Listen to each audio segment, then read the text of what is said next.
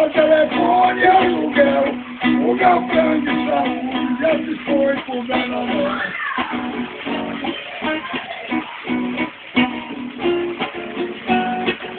Telefone toca, eu não posso atender, porque a conta vencida, a conta que já vai vencer.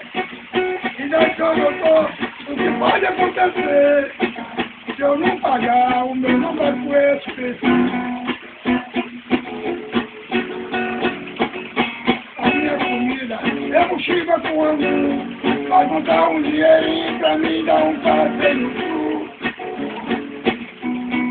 Quando era o fim do ano, eu tava de remédio pro azul. Quem tirava boa parte pra pagar o IPTI? E daí que eu não tô.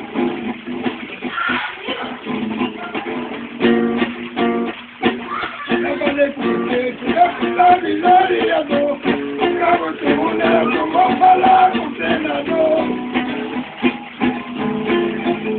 Diretor, doutor, o que pode acontecer?